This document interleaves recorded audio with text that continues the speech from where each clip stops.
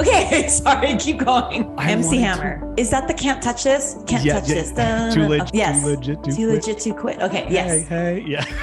One of the tools that I would like to practice is actually being less self-conscious. Part of that is tuning out the committee in my mind. This committee is made up of a lot of theys. Well, who are the theys? What are they going to think? Or what are they going to say? Or what are they going to do? And I'm like having premonitions of all of that keeps me or stops me from doing things. There was a karaoke contest going on at the bar that we were at. My friends, we all agreed, okay, everybody's going to do it. What if I don't know the song? What if it's not in the right key? It was really tied down to them. What are they going to think about me? And also missing just the fun of this and the silliness of it. Hand the megaphone, hand the microphone to yourself and listen to your own voice. It's not about the they taking over the me. Welcome to Simply Enough. This is Zachary and Elizabeth, and thanks for tuning in. If you're liking our podcast, we'd love it if you'd share with your friends and family. And then rate and review to raise our visibility and spread the message of enoughness. We love you, and remember, you are simply enough. Just as you are. Period. Hello, everybody, and welcome to Simply Enough. I'm Mr. Zachary Linnert. And I'm Dr. Elizabeth Ignacio. And here we are in the new year, January 2023. And so we're kind of thinking of things of how do we want this year to be. And in the a couple episodes ago, leading up to the new year, we talked about rather than making a resolution list of things to do, how about have a thought of how we want to be? Mm-hmm. And one thing that I was thinking about is I would really like to work on for myself, just kind of being a little less self-conscious and in being present and mindful of my life in every moment, just live each moment, presently and mindfully. And part of that is just kind of tuning out, the itty bitty committee in my mind and any noise outside of my mind to be more present and be more mindful. And one of the tools that I would like to practice is actually being a little bit less self-conscious. And that when I say that, what I mean is the itty bitty committee in my mind that talks to me a lot is they. This committee is made up of a lot of theys. And the question becomes, well, who are the theys? And what I mean by that is like, what are they going to think? Or what are they going to say? Or what are they going to do? And I'm like having premonitions of all of that keeps me or stops me from doing things.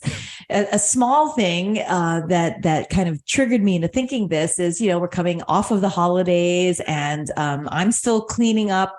It takes me a year to clean up from last Christmas.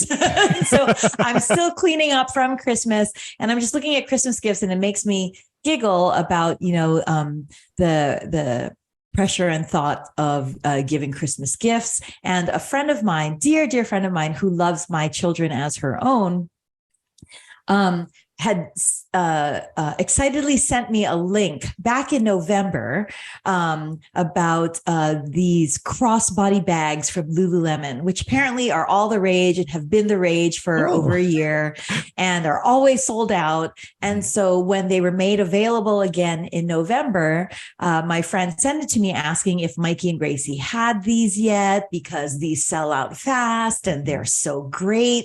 And so I looked it up online and, they are cute and they are very functional and apparently they're very in vogue. So I was starting to think about, would I want that for myself? Welcome to Christmas shopping, everybody, with me, because as I'm shopping for other people, I'm like, I would like this too. But anyway, so one gift for them, one gift for me, one gift for them. Exactly. And so as I was, looking at this crossbody bag, I thought, wow, maybe I would like this for myself. Maybe I'd purchase this for myself. And I just had this flood of thoughts and voices in my head of like, no, that's for the young. What would people say? What would people think? This 52-year-old chick trying to dress young, you can only wear this if you're, in your 20s or younger. And it just really, I left that website feeling super bad about myself and just kind of immersed in this inner dialogue of like, well, I can only be a certain way and I can only dress a certain way and I can only do a certain thing, apropos of my age or of who I am. And, because what would they think and what would they do? And, who's the they? We don't even know the they. Who's the they? And so that's where I'm trying to challenge myself in terms of being kind of, less reliant on imagined theys. Does that make sense? It totally does. It totally makes sense, because as you started this episode, every time you kept going, I was like, yep, that's me too. Yep, that's me too. Yes, I'm so with you. So before I connect, because I had a story that immediately came to my mind. What happened with the crossbody bag? Did you get it? No. You didn't? Because I didn't. But that's why with that and recognizing that, I stopped myself from getting some. And by the way, I love this. Now that I'm going to say this out there here because it makes me laugh even harder. All of this inner dialogue of the stupid crossbody bag. Do you know what a crossbody bag is? That's what they call it now. It's a fanny pack. I was just going to say, who would have ever guessed? Like, back in my day, like, who would want to wear a fanny pack? So here I'm laughing at myself that I'm debating with myself that I'm not cool enough, young enough, pretty enough, hip enough to wear a crossbody bag. Whereas 2 decades ago, I wouldn't be caught dead wearing a fanny pack. And now I'm like judging myself, not feeling cool enough and young enough. And what would they think, that I'm too old to be wearing a crossbody bag? It's a glorified fanny pack, people. Come on, Ignacio. It's a glorified fanny pack. If you want it, just buy it. Sorry. Oh my God, I'm dying. Everybody was witness to myself fighting myself right now. That's me coaching myself. Welcome to this self-coaching session on Simply Enough. I'm Dr. Elizabeth Ignacio, and I'll be coaching myself. But that's what we have to do, is we do have to coach ourselves rather than listen to the theys, these nebulous, arbitrary, non-existent, can't point them out theys. We have to self-coach ourselves. No, and those days, I'm going to speak out loud. Those days are rampant for me. Like, those days stop me from actually acknowledging the things that I want to do, and somehow the days win over the me. You know what I mean? Yes. Like in the competition there, because it is a competition, that, and the mental gymnastics that I go through is pretty much what you're talking about. The they always wins out. Okay, let me share kind of a funny story for you. Okay, so picture 8th grade Zachary. Okay. There was a talent show at my school every year, of which, as I'm sure you're not surprised, I was a part of. And The Mask, the movie with Jim Carrey and Cameron Diaz, came out around that time. So in The Mask, Jim Carrey, for those of you that haven't watched this, he has this like magical mask that when he puts it on, like transforms him into this like outlandish character. Okay. So there was a song in The Mask called Cuban Pete. And I think Cameron Diaz had this kind of like Chiquita banana kind of head thing that she wore in a very stylized dress. And there was like choreography and everything. So this girl in my class and a couple of our friends and I decided that we were going to do Cuban Pete for the talent show. Okay. It really is as ridiculous as it sounds, but and of course I played the Jim Carrey role, and we made this hat that he wore in the movie. And the hat was like a flat brimmed hat that had these little tassels that kind of hung on the edge of it.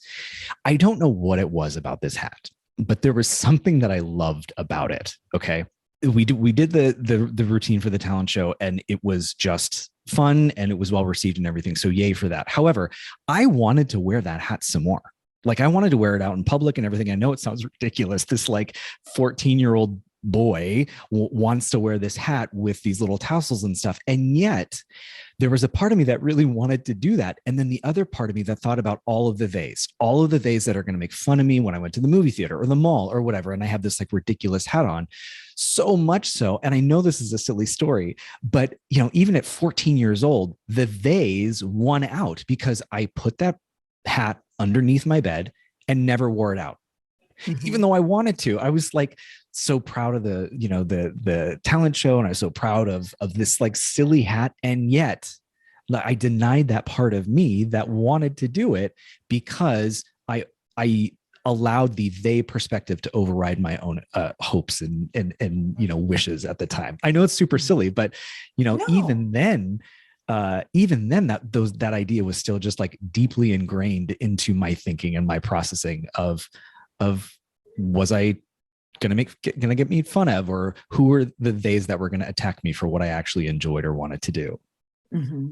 I mean, it's so ridiculous. And a similar kind of related story is, do you remember the MC Hammer pants? This is all tied to clothing, I know, but you remember the MC Hammer pants? They were like, oh yes, the flowy pants, which are kind of back in again, just like the fanny packs.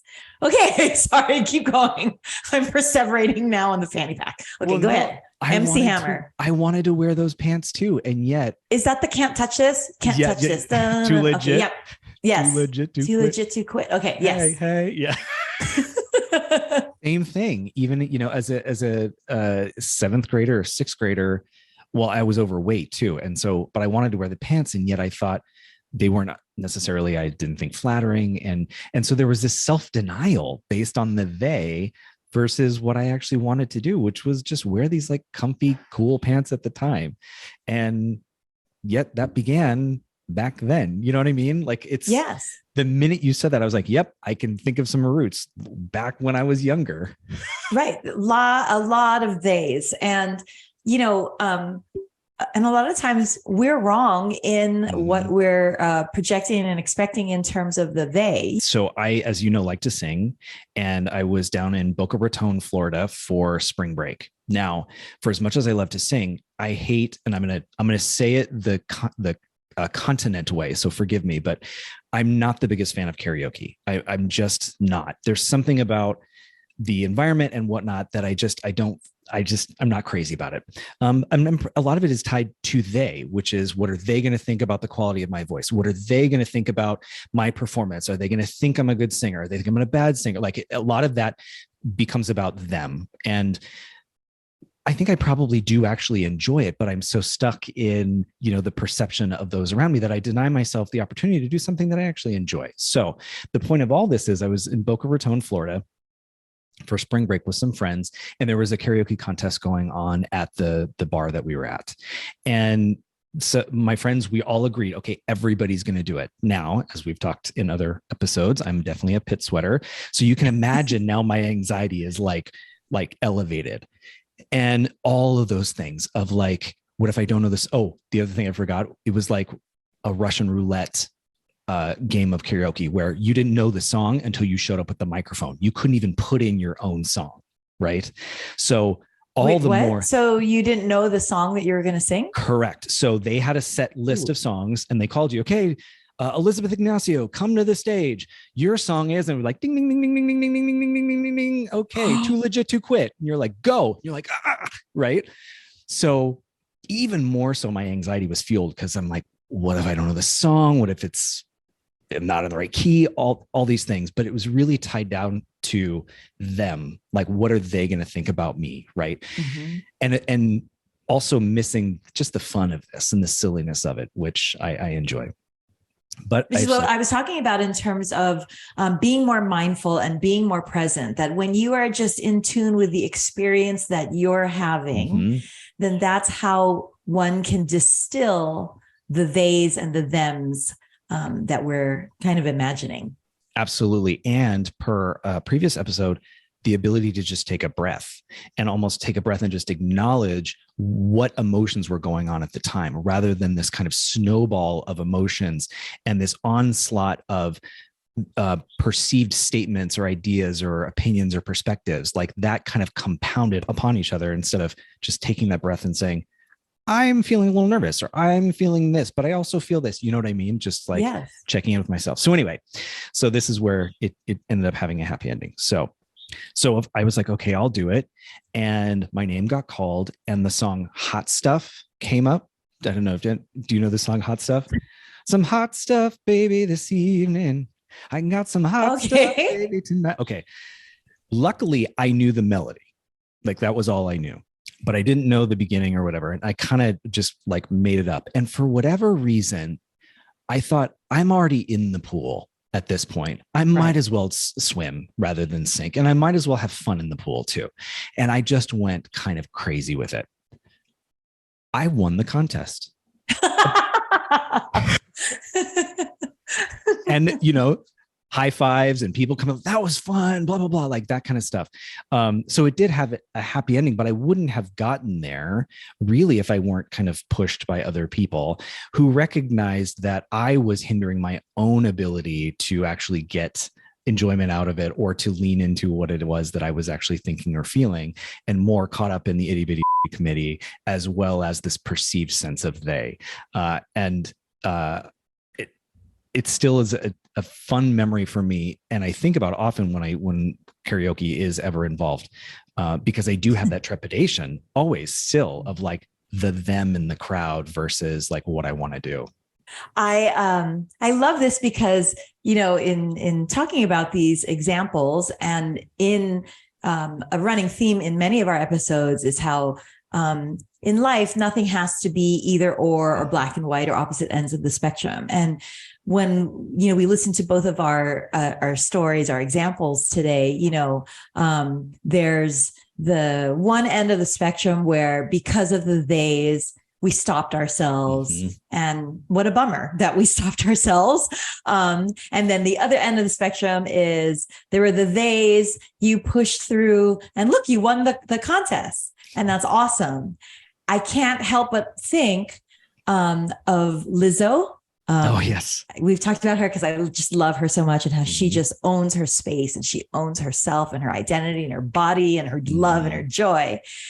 One thing that she is known for other than her gift as a musician is, her journey to body image, not only acceptance, but self-love, to the point where she, poses nude all the time to showcase her body very artfully and gracefully and beautifully and elegantly done. But also sometimes not so elegant. Like she loves to twerk, and I'm not going to judge elegant or not elegant. I shouldn't say that, because there's actually a very strong cultural reason as to an historical culture reason to her twerking. So I don't want to minimize that at all. But I digress. What I love about her, like I said, is how she made a decision and decided, I'm going to love my body and love me for who I am. And so this is all of me. And so never mind the theys, never mind, the comments and the insults. I'm going to do this anyway. And in some ways, it's not a win story like yours, because guess what? She has been in certain circles canceled. Yep. She does receive horrific hate comments. That's not a win there. So it's not that, okay, well, if you ignore the theys, all is going to be rosy. I don't want people to think it's either, hide yourself in the shadows and what a bummer that is. Therefore, be brave, because if you do, then you're going to win the karaoke contest. Right. No, when you ignore the theys, sure enough, there are going to be, arrows shot at you. And that's okay. And Lizzo lives on, and she does triumph past that. It doesn't mean it doesn't happen, but she triumphs past that because she doesn't put weight or value or worth in the they. So sometimes the theys will happen. So sometimes the theys will speak, and sometimes the theys will do things, will take action in a very negative, hurtful, harmful way. But to Lizzo's example, it didn't kill her. And I mean that very sincerely. Like it didn't kill her.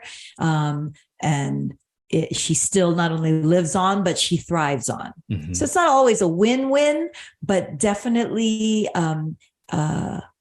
the theys still might do what they do and say what they say, but one can move past that, ignore them, and create one's own win.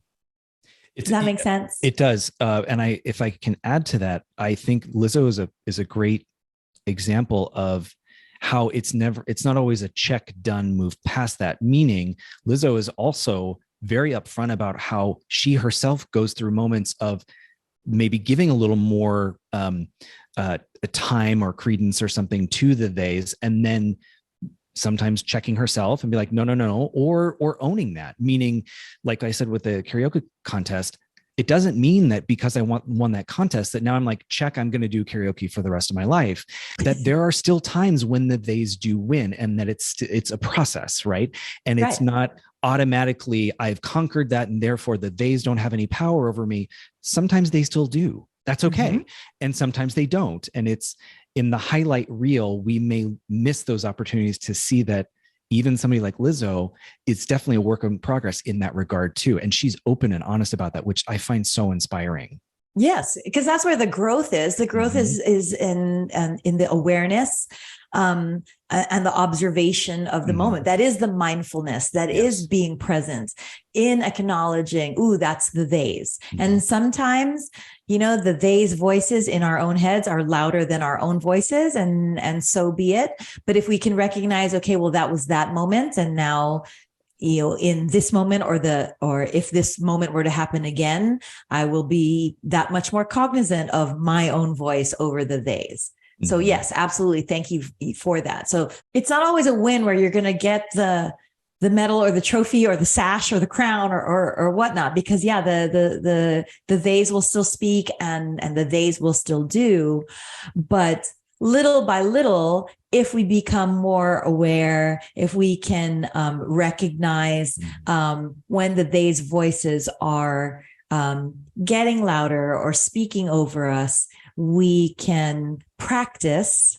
And that's what it is in this journey. It's a practice. So we can practice hearing our own inner voice and allow and give the space and grace for our inner voice to be given the megaphone, because we hand over the megaphone. Are we going to hand over the megaphone to the theys, or are we going to, with space and grace, hand over the megaphone to our inner voice so that we can hear ourselves clearer?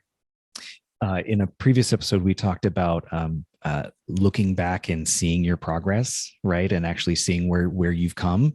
To what you're saying, my mom had given me an envelope, and in that envelope she had collected all of my report cards or letters that I had written, certificates, just somewhat of a collection of the artifacts of my upbringing. And in there was my senior year report card. And I remember at the time really trying to be one of the top 10, because the top 10 at graduation got to sit in the front row. They got a certain medal. And I think I graduated at like 11 or 13 or something, quite close to what that goal that I had at the time. But when I got the report card, I was looking at it again, I was flushed with all of those feelings of, they're going to be disappointed that I'm not in the front, and they are going to think that I didn't get the right grades, and they are going to be like, what happened? Did you not study hard enough? And I was flooded with just this onslaught of all of those thoughts that I had, as if there was like a cerebral muscle memory to all of that, to those experiences. And yet, to exactly your point, there was a pause of like, but that's not who I am now. And yes, there are moments when the theys still do win out, evidence, right, as with some of my examples, but also an acknowledgement that the me then that really took those theys to heart is not the me now, and all the progress that I've made. So having that opportunity to just look back reflectively and sort of give myself that grace and space that we talk about, but also give myself the acknowledgement of the distance and the time that allowed for the practice to help me grow. I'm very grateful for, even if I was also like reminded of all those things that happened back when I was 18 years old or 17 years old. But so absolutely. I can't help, as you're telling this story, also point out from my own example, how we can be totally and completely wrong about what we think the theys are thinking or saying. And what I mean by that is, when I finally wrestled with the decision of no longer continuing piano lessons in my whatever junior or senior year in high school. Akin also to when my daughter, who had done club soccer since she was like 5, and we thought that's what she was going to pursue, when she realized around sophomore junior year that she loved soccer for the friendships and the teamwork and staying physically active, but it wasn't like the thing she wanted to pursue in terms of her choices of college and that kind of stuff, and therefore pull back a little bit on soccer. I know that she was worried about the theys, meaning myself, my husband, the coaches, the other teammates. And when she sheepishly broke that news, it was all totally taken in stride. Like, oh, okay. And same thing when I, thought that there was going to be this huge, big issue, especially in the Asian family, where I'm like, I'm not going to pursue concert piano. Yep. It was like, it was said, acknowledged, and then dropped. It literally was no big deal at all. And I had worked myself up so much, having imagined what would they, my parents, my piano teacher, what would they think? And just like Gracie, like kind of built up in her mind, what are they, my mom, my dad, my coach, my teammates are going to think? And it was very much honored and maybe almost in some ways disappointing relative to the drama that was built in my mind and the drama maybe built in Gracie's mind, and the reaction that ended up being like, oh, okay. Yes. So it's just funny how sometimes that's where our imagined theys are absolutely completely wrong. Like our brain is lying to us. Just because our brain is telling us this and we think it's true because it's our brain telling us this, it's not true. The brain lied to us and we created all of this drama. There were no they that was not what they were thinking. And sometimes there aren't even any theys. And when there are theys, and the theys do show up and say what we think that they'll say and do what we think they'll do, like the haters who hate on Lizzo, we can still recognize, well, that's they, that's them, and I'm me. And so I'm going to do this, or I'm going to think this, or I'm going to say this, or I'm going to pursue this. That's them. This is me. I have such a smile on my face because you are absolutely right about our brain lying to us sometimes. And I see the value in another person helping us change that narrative or change that story. And much like you did that for Gracie, I think about, our listeners who it's college application season. And I think about a couple of friends of ours who have children that have applied to schools that they think they should be going to versus the schools that they want to go to. And maybe some of the schools that they want to go to, or even the pursuits that they want to go to, like they want to go to a trade school, maybe be an electrician or something like that. But their actions connect with what they think they want of them or whatnot. So I bring that up because it connects with a lot of things. The possibility that another person, if invited in, can help counter the internal they narrative that we have that tricks ourselves. And that should you have that relationship with somebody, let's say your own child, invite them to share what they think they are saying, and then work to dispel that and give them just a counterbalance or a counterpoint so that maybe they can see that their brain might be doing a little trick on them. Do you understand what I mean by this? Totally. And I also want to point out, it's very easy, at least for me and my mind, to think of what they are saying is negative. And so here, this podcast episode is talking about how, don't be led astray by the negative things that they are saying, or you think they're saying, or they're thinking about you. The flip side is true too. And we talked about this in previous episodes too, so don't be whereas initially where we were alluding to is, don't go by or don't be led by when people, hurl arrows at you or sling rocks at you and say negative things. So don't put so much weight on criticism. But the opposite is true too, in terms of don't be led astray by compliments so much. So sometimes the theys actually can be gushing with compliments about you. And so therefore, because of these wonderful compliments that, feed the ego and make us feel, worthy and feel valuable and feel seen. Well, if we're led by that, and if we're driven by, well, they are saying nice things about me, or when we talk about teachers, and when I know, for example, when I would have a report card that had gushing things from wonderful comments from my teachers, if the next quarter they weren't as gushing and they weren't as complimentary, they weren't even bad, but they just weren't as gushing and complimentary, then I started second guessing myself and what did I do wrong, and why was I not enough this quarter or this semester? And that's where, again, that's placing too much emphasis and giving the megaphone or the microphone to the voices of they, as opposed to me. So it works both ways. Initially, I'm starting off, we started off the episode with try to drown out the voices of the they when they're saying negative stuff about you. But the same thing is true too, in terms of not putting so much weight on their voices of even compliments. Mm-hmm. Check in more with one's self and one's voice and one's measurement of the moment, of the experience, of the situation. Can I share just a quick connection to what you're saying? And this might get a little bit personal, not like we don't do that on Simply Enough, right? But I don't know if fatherhood is for me. At least at this point in my life, I don't know. I'm 41 years old, and I, at this point, don't have children. But to your point, I get a lot of people who say things like, but you'd be such a great dad, or you're so great with kids, or just this onslaught of really lovely things, right? Really lovely, affirming things about my potential ability to be a parent.